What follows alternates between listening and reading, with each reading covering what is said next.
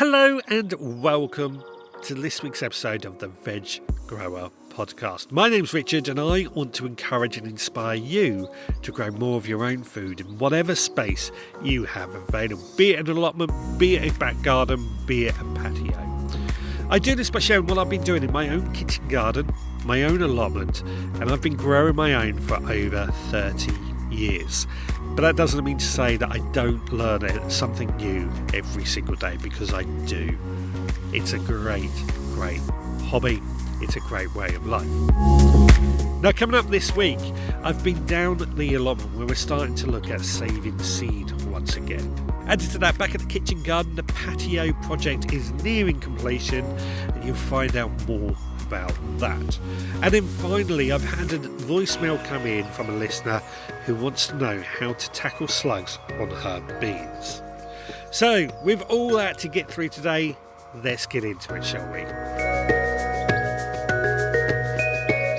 Well, I'm down on the allotment this morning, and this weekend I've been down the allotment early in the morning once again. It's been rather warm this week, and this weekend in particular has been rather warm. And I find just getting down on the allotment in the morning is a nice little fresh nip in the air, which makes it really refreshing to be down on the allotment. Nice little breeze, and I find that we can get a lot done before it really gets warm.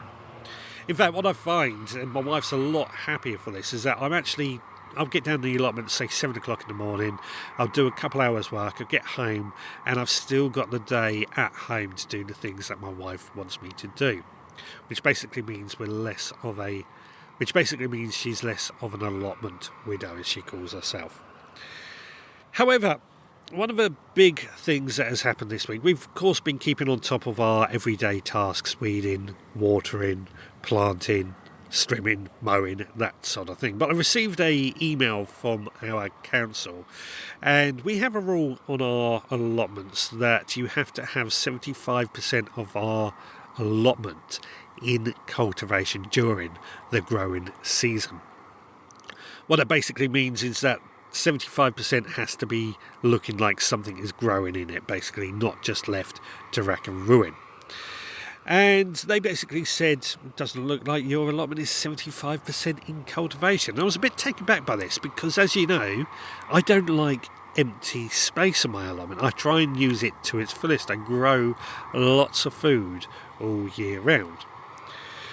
The only thing I could think is that they either didn't know what I was doing, because we've got green manures growing in some beds, we do have other plants growing around them as well, and my potato plants, my main crops, have started dying back quite dramatically, which you expect at this time of year. So it may sort of looked in quick passing like they were empty. So I then I got in contact and I basically sort of said, yeah, I think you're a bit wrong here. I've got stuff growing in all my beds. It may not look like it to you, but there is stuff growing in them. And basically had a bit of a conversation, and they were quite happy in the end. So it was all good, and I've carried on. Luckily, it wasn't a telling off or anything. It was just a question, am I finding it too much, and that sort of thing. There's huge waiting lists for our allotments, so I can sort of understand why they are asking these questions. Now, one of the things I have been doing a lot of this week is actually saving some seeds. And seed saving is something that I like to do because, well, it means we save money. Now, over the years on my allotment, we've always had these poppies pop up in various beds, and I've always liked them. I've left them, even though they're not something I would normally grow. Their colour looks amazing. They just grow almost like a polyculture in amongst my plants. But when they do die down, as they are doing at this moment, they leave these beautiful seed heads, which I've collected, and I've saved the seeds to scatter on some of our other plants. Really easy to do, actually. We just wait for them to go really dry, and there's so much that you can hear the seeds rattling inside the seed head, and then we just dry them out a little bit more in the greenhouse or somewhere, and then we'll scatter those seeds where we might need them. Now, you might be thinking, well, that's all well and good. Poppy seeds are not necessarily edible. Well, they are, poppy seeds are edible, so they are good for that. But one of the other things that I do is save seeds from some of my other plants. I've always found peas and beans to be some of the easiest to save seeds from, because all you've got to do is leave the pods, be it pea pods or bean pods, on the plant for a lot longer than normal until they really go dry, and there we go, we've got some dried seeds. Now the trouble with this is that does signify the end of the life to the plant, so it stopped producing any more. So I tend to do this when we've got plenty of peas, and I try and do this with only 1 or 2 plants so that we can use the rest of the plants to continue harvesting from. Really, really easy to do. I have had a lack of peas and beans this year, as I've said before, but I'm making up for that. I'm still going to be saving the seed because I still do enjoy saving the seeds. And I got to say, it pays off because we grow these seeds year after year after year, and they do fine-tune themselves to my allotment. We do save those genetics to my allotment. Garlic is, of course, one that I always save the cloves from, and that does very well in my garden, my allotment. And added to that, something I've tried in the past is carrots and parsnips. What I've done with carrots and parsnips is I've sown them into a large container full of multi-purpose compost. We've just sown the whole packet. These have to be heirloom, not F1 varieties. And all we've done is scattered the seeds over the surface, grown the carrots, but because they're biennials, so they will flower in the second year, I've just left 1 or 2 of the carrots in place to flower in the following year and scatter its seed. That was the idea, and it sort of worked, but it wasn't brilliant. But I think that was more down to the way I cared for them. It's something I want to do again. It does mean that we do have beds dedicated to carrots for the entire time, but I'm fine with that. Absolutely fine with that. Again, this does take a while because we got 2-year periods for it to produce flowers and therefore seeds with carrots and parsnips. I have done it with squashes in the past as well, such as pumpkins, but we've found that squash plants are incredibly promiscuous. So a pumpkin might be pollinated by a courgette plant, for example, and that means we end up with a cross between the two. And it can be quite scary. There was a thing around a few years ago where people were getting sick from their courgettes because of this cross-pollination. It can be done. You really need to isolate squash plants if you want to save seeds from them so they don't get cross-pollinated. And to be honest, it's very rare that people get sick. It was just a batch that seemed to happen a few years ago, but it is a concern at the same time.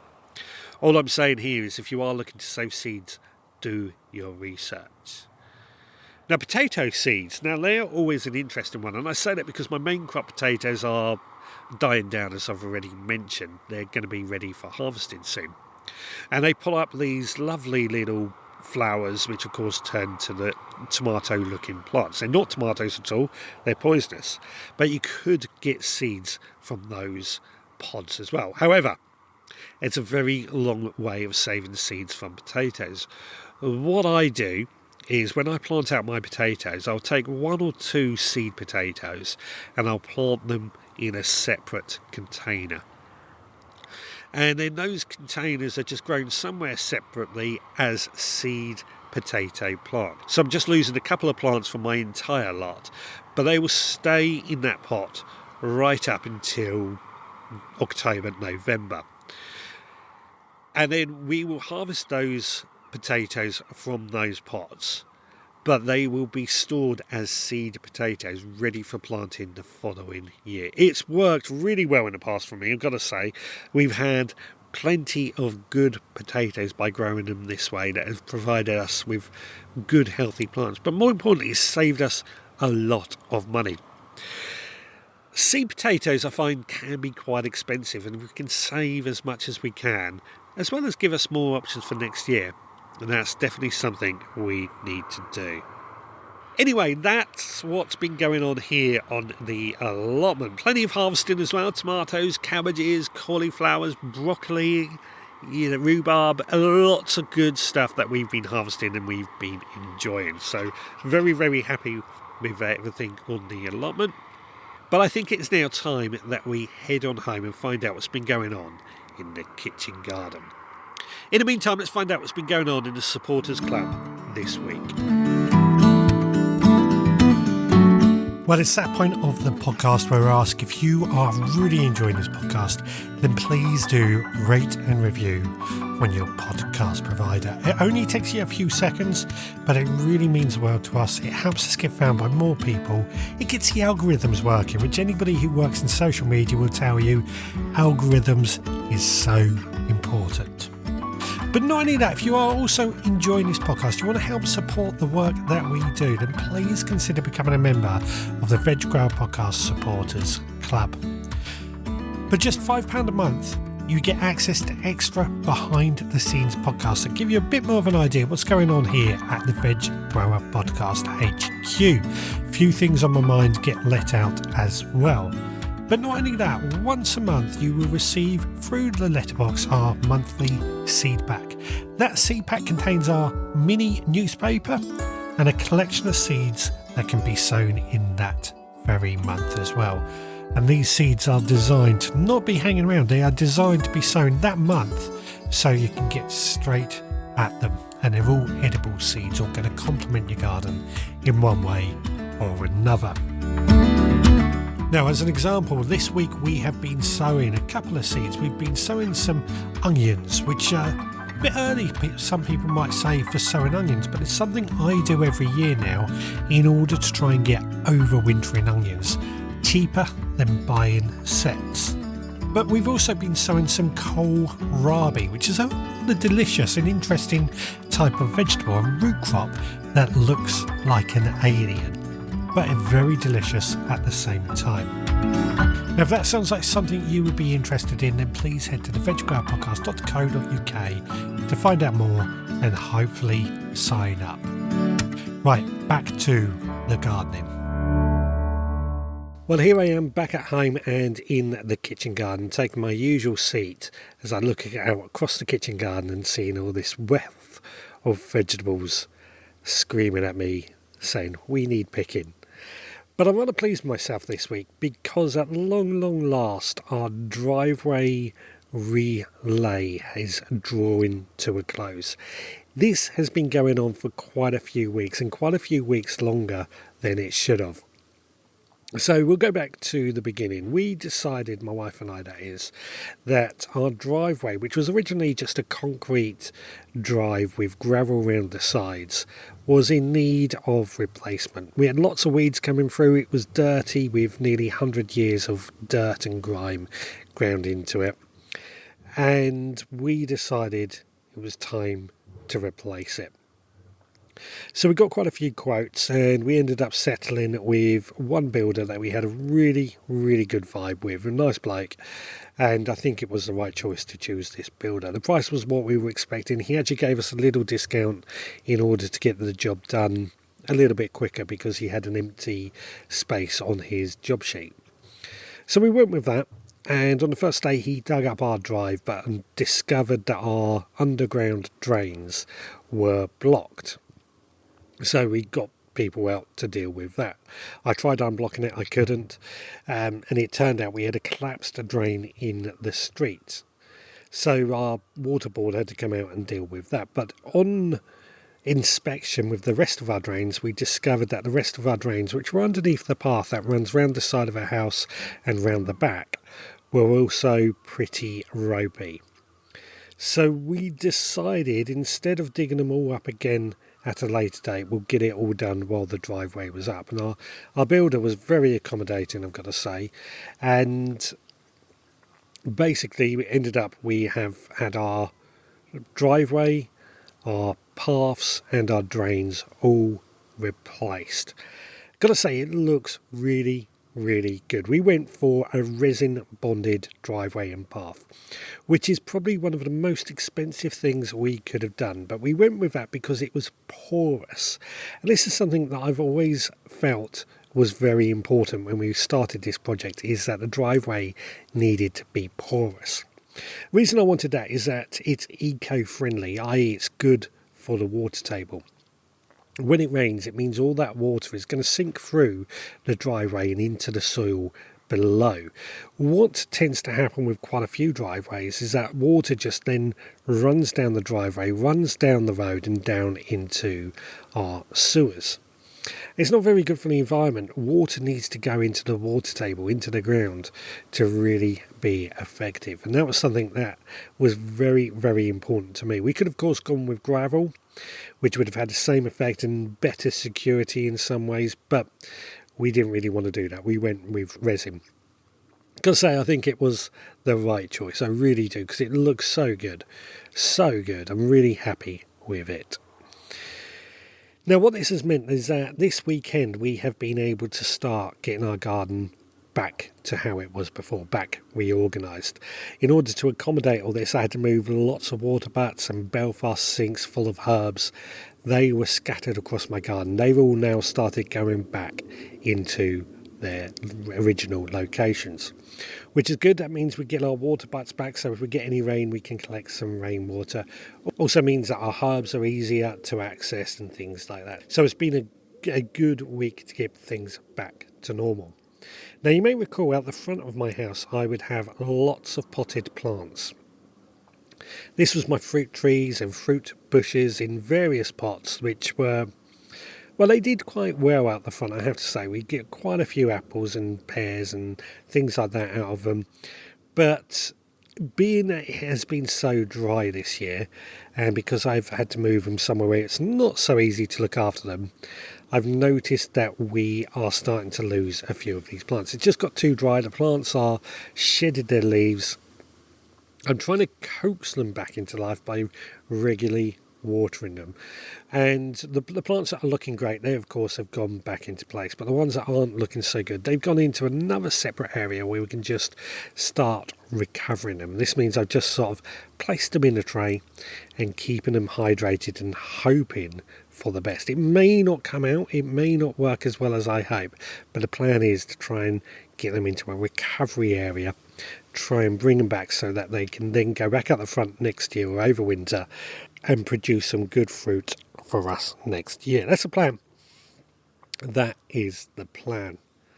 Now, moving on from that, that's not all we've done this week. We've been harvesting lots of tomatoes and vegetables, and what this has meant is that we've got so much food coming in at once. We are having to make a lot of meals that we can then freeze the leftovers, almost like ready meals, if you like. So one of the good things we would make is a vegetable curry. We make a big vat of vegetable curry just to use everything up, and then what's left gets frozen, ready for use in a later date. And we're doing the same with potatoes and cabbage and all the vegetables that we are harvesting, just trying to find different ways of using them up. Now, added to that, in my greenhouse, we're also potting up some strawberry runners. So we've got a mother plant in there that has produced fruit this year, and it grew very, very well. I have to say, it was in the auto pot system. But as strawberries do, they pot out runners, baby plants on a stem, which just means they multiply the amount of strawberry plants that we have. Well, these runners, I have placed those into pots with a bit of a staple just to hold them in place on the hope that they are going to root soon. And when they root soon, what that means is that those babies are going to stay inside the greenhouse, inside the auto pots, and hopefully produce early crops for us next year. Now, the mother plant will go outside on the hope that it will produce fruit for us outside. This is a pretty standard thing that we do all the time. And this is part of my routine, because strawberry plants tend to only really fruit for a few years. So for the first year, they'll be in the greenhouse. Second year, they'll be outside. And in the third year, they'll be down on the allotment. That way, we can sort of keep track of what's where we're getting our fruit from. And this is what I love about strawberries and these runners, is that we get more plants for free. This is why I'm a big fan of growing strawberries, big fan of using the most out of those runners as well, so that we can try and get more fruit for ourselves and more plants as well. And strawberries are a really good plant for that. So a really productive week going on here, despite the few challenges, but I'm just pleased at last to finally have my driveway back and my garden back for that. Right, it is time now to find out what Chef Scott has for us. But Chef Scott is on holiday this week, so instead, I've got a recipe for you. Chopping all the veggies, sizzle in the air. Chef Scott with the magic, smells are everywhere. Water starts to boil, onions hit the pan. Recipe of the week, let the feast begin. Cooking with Chef Scott, flavors come alive. Tune in every week for a tasty bite. Now, as already mentioned, this is usually where Chef Scott would join us with his recipe of the week. But as he's away on his holiday with his family doing what is very, very important, I thought I would share one of my own. And I had a few weeks ago somebody ask about some recipes for patty pan squashes. So I came up with one of my own. I'm still going to leave this open for Chef Scott because I want to see what he comes up with. But my recipe this week is garlic and herb roasted patty pan squash. It's a really simple dish that really lets the flavour of these quirky little squashes shine. Now, for this recipe, you will need 4 to 5 small patty pan squashes, halved or quartered, depending on the size, of course, 2 tablespoons of olive oil, 2 cloves of garlic, finely chopped, a handful of fresh herbs, parsley, thyme, or basil will work brilliantly, salt and black pepper. And to make it, all you got to do is preheat your oven to 200 degrees C. Fan assisted oven would be about 180 degrees C, or gas mark 4, gas mark 5, something in that ballpark. Take the olive oil, garlic, salt and pepper, pot it into a large bowl, add the patty pan pieces and give them a toss so that all the olive oil, that garlic, salt and pepper coats the patty pan. And then just simply spread them on a baking tray and roast them for about 20 minutes until they're golden and tender. And then when you take them out of the oven, sprinkle with your fresh herbs and serve.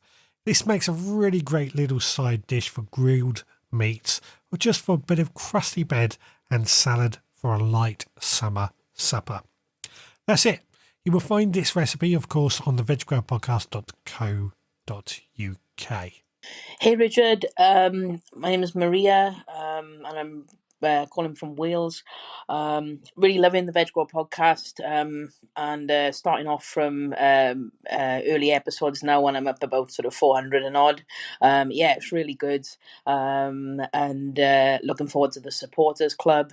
I'm just wanted to ask a little bit about growing French beans. So I know that you said about trying in August, so I'm going to try some dwarf ones. The problem that I have is that they always get eaten here, no matter what I do. I'm just wondering if you've got any tips really about how to keep the slugs off them. I mean, anything that you can advise here would be really good. I'm going to give it another go in August, and fingers crossed. Okay, thanks. Well, I hope you enjoyed that recipe, but I wanted to address this question from Maria about slugs on the runner beans, French beans, because I actually hear this is a very consistent problem. A lot of people do have trouble with slugs and snails. Well, it's number one pests most years, but particularly on French or runner beans. Now, one of the biggest problems with slugs and snails is that they love the damp environment. So if you live in somewhere very, very wet, slugs and snails are inevitable. I know I go on that this year has been very, very dry, and we've been quite lucky in terms of slugs and snail population. But last year was so wet, we did have a lot of problems with slugs and snails. So what do I do to tackle slugs and snails? Well, one of the things that I tend to do, my young plants now are growing in my auto pot trays. And one of the things that the autopot trays have is this copper tape that goes around the side, and that deters any slugs and snails because they don't like crossing copper. Some people say they don't like the taste of it. Some people say they get electric shocks from it. I don't really know, but add in a copper band. If you've got anything in pots, a little bit of copper tape to make a band around your pot could help reduce your slugs and snails. And I certainly find this works with young plants. Now, outdoors, where it's not necessarily always possible to have these copper bands going around, what do we do out there? For me, the first thing that I always try and do, and it involves everything that I talk about my style of gardening, simple, natural and productive. For that simple and natural element, I encourage wildlife, encourage birds, encourage frogs, encourage hedgehogs into my garden. Now, how I do this, encouraging birds is incredibly easy. Bit of bird feed on a table, maybe bird houses or something like that. They'll come along, they'll eat the bird feed, and then they might look for a little bit more of a snack in the form of slugs and snails. Same with frogs and hedgehogs. Just giving them a home and giving them a bit of food might help encourage them into the garden to eat slugs and snails. Hedgehogs don't actually eat as many slugs as people often believe, but frogs certainly do. And a little wildlife pond, which could be as simple as just a sunken washing up bowl, will help encourage those in. Of course, it does take time for these to take effect, but when they are in your garden, when they are coming regularly to the garden, they will take care of those slugs and snails and they will reduce the population. What I noticed last year is that we had a lot of rain. That meant the slugs and snails population increased, but then I noticed a lot more birds in my garden and on my allotment at the same time.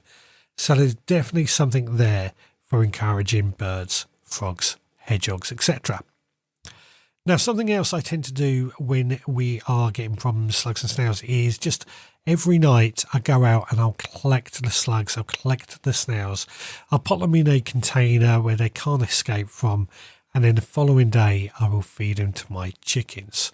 Now, I don't like killing any type of insect or animal at all. I really don't. But I don't have a problem when it becomes part of the food chain. I see that as being a natural element. My chickens absolutely love the slugs and snails. Often we let the chickens actually roam the garden to take care of them, and it certainly works for that. But nightly collection of them and then dispose of them in whatever way you see possible. For me, it's feeding them to the chickens. If you have ducks are very good at reducing slugs and snails as well. In fact, there's a reason that Chinese dishes often use ducks, is because they would actually have the ducks go through the rice fields in order to take care of slugs and snails. They're that good. Now, there are traps, of course, that we could use to trap our slugs and snails. Beer traps are the common thing. So open a can of beer, put a little bit in a pot with a high side. The rest of that can of beer is yours. But the slugs, the snails will come along and they'll drink some of that beer. They'll get drunk and they will drown in that beer. You've got to check on it regularly because they will stink. If you don't want to use beer, you could use yeast or anything like that that's just going to attract those slugs and snails. Another thing that I actually do, I don't do beer traps myself, but I actually do have some upturned clay pots scattered around my garden. What I usually find is in the morning, I will go to these clay pots and I will find a collection of slugs and snails in here.